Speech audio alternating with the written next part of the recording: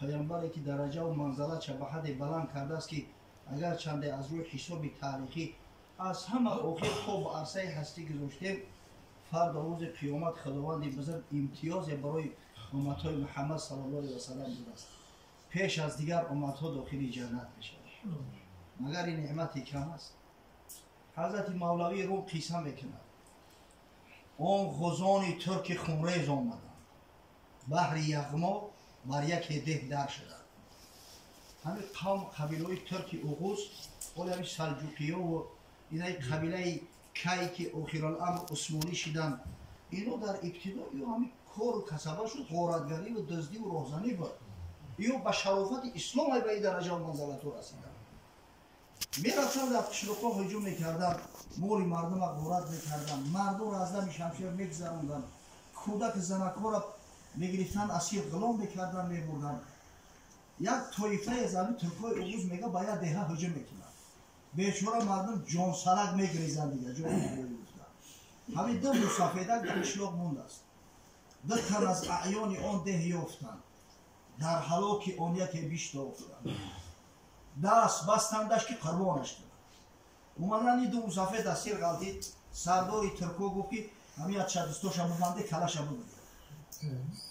گفت ای شاهان و ارکانی بلند، خست جانی من زی چی رو میکنه؟ از چی آخر تشنه خونی منه؟ بیچاره این جان بسیار شیرین بشود. این جان با برای مسافرده رو عزیزتر و شیرین تره. حضرت میگه یحرم ابن آدم و یشیب من حسلتان. فرزند آدم آسته پیر میشود، فرتوت میشود، اعضاش کن میشوند، میگه همین دو حسیاتش همون خیلی جوان تر تازه میمونند.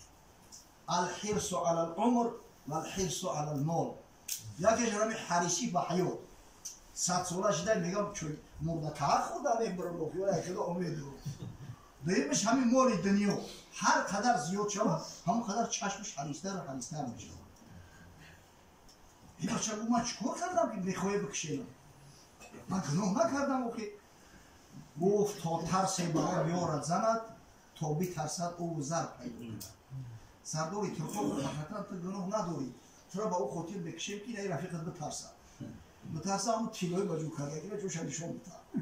عادتا زمان پیش که سیف نبود مردم تیلو و تنگه را دتای خود گم میکردن. گفت چند وهم است ما هر ده یکیم، در مقام احتمال و در شکیم.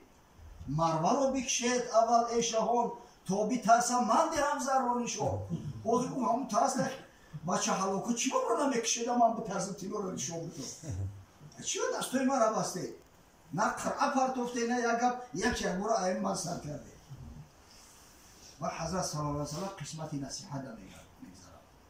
پس کرمهای الهی بین که ما اندر آخر آمدیم در انتها، آخرین قرنها خیر القرون در حدیث است آخرون السابقون. این کرم نعمت پروردگار را ببین، ای همه آخر ما را برآورده است. در حدیث صحیح حضرت اومده است که همین امتهای من از روی تاریخ آخرم که باشم فرد روز قیامت سابق است همه هستم. تا هلاک قوم نوح و قوم هود نادی رحمت به جان ما نمود. و چی خاطر؟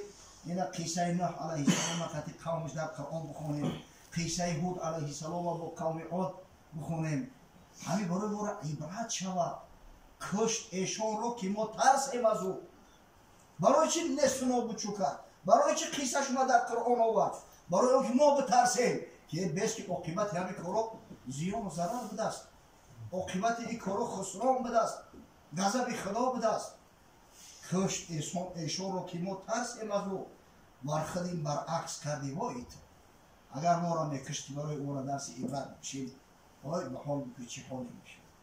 یک نعمت پروردگار است که خدای تعالی برای امتهای محمد صلی الله علیه و سلم نصیب روزی گردانیده است. حضرت صلی الله علیه و سلم با افتخار میگفت، حدیث امام مسلم است در صحیح مسلم که در برابر صحیح بخاری صحیح ترین کتاب‌های روی دنیا حساب می‌کنند، ثبت شدگی است از حضرت صلبان مولای پیامبر صلی الله علیه و سلم.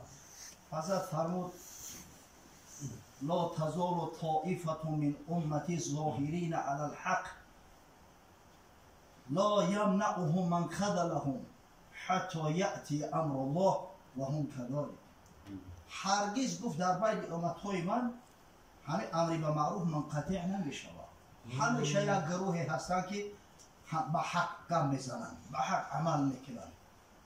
لا یمنعهم من خذلهم، هرچند که کوشش میکنن که منشو کنن، بروش جور ظلم میکنن، اما همین باز شونه میداره تا زمانی که روز قیامت میشود و اینا در همین کاری خود در وعده پیش الله هم که پافیشو رو مستقیم میکنن. جوان مردا گفت در امتی من هستن. من خدا قسم در هم عصر زمانه که ظلم از سر روی مردم میبرید، همیشه در تاریخ اسلام میبینید جوان مردایی بودن که حقیقت هم میگفتن، از گفتن حقیقت خوف و هراس نداشتن. در المستدرک امام حاکم اومده است میگه که باره یک بدبخت یک عملداری در زمان هم اموی ها بوده است، پادشاهای اموی. میگه در باره اسوار حضرت علی را در مدینه منوره در پیش بازار دشنا محقورت کنیست. مردم بیچاره اکثری مردم خیلی رمه گوسفند ناخی جرأت ندارن گپ زنن. حضرت علی را خلیفه راشد داماد پیغمبر را دشنا محقورت کنیست. این مردم گردناشو کجا نگه دارن. همین وقت میگه سعد ابن ابی وقاص رضی الله تعالی عنه پیدا شد. حضرت سعد صحابی پیامبر صلی الله علیه و سلم است.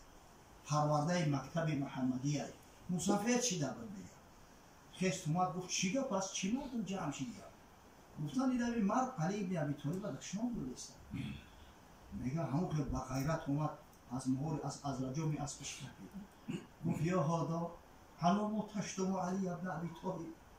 بدبخت گفت تو کیه که علی پسر ابو طالب دشمن میدی؟ علم یکن اول من اسلم. آیا علی از زمره همون اولین مسلمانان نبود که با پیغمبر صلی الله علیه و سلم ایمان آورده است؟ علم یکن اول من صلی مع النبی صلی الله علیه و سلم.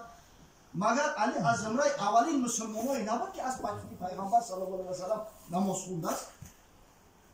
علم یکن اعلم الناس.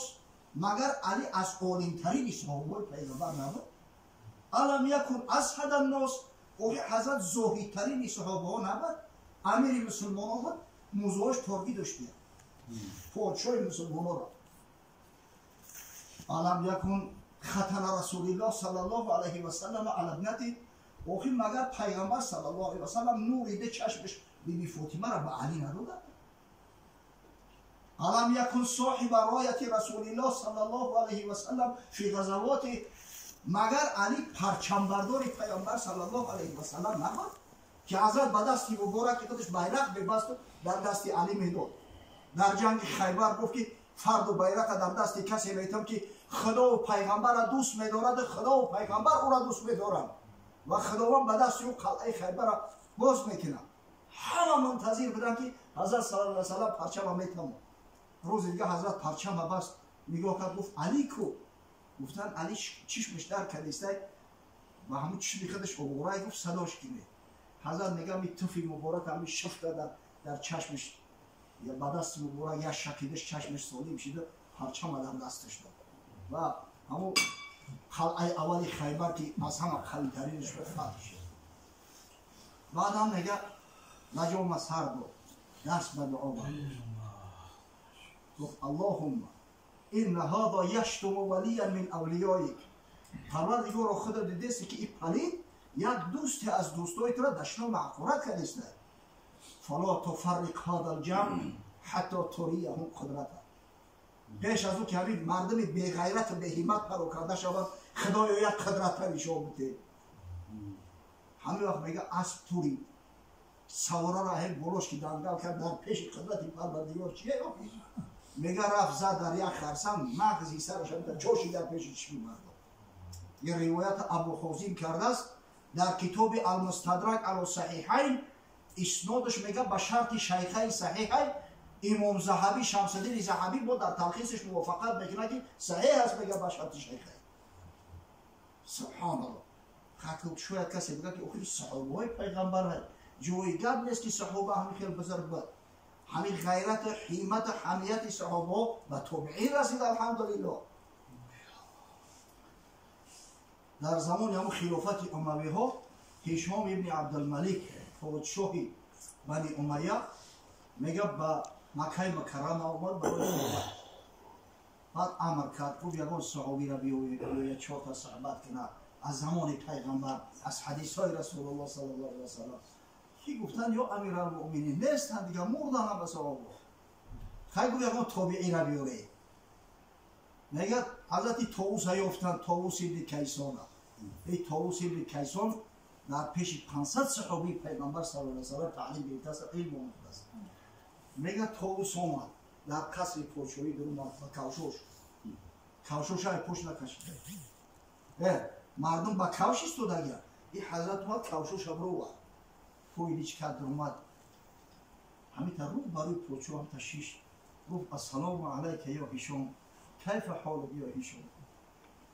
این یه تلخش کفی به اجازت اومده در خونه بشیشته، نه دستبوسی و نه چاپلوسی و نه تعظیم. میگه چه حال داری ای هشام؟ السلام علیکم. گفت جلاد برگردن شب زد.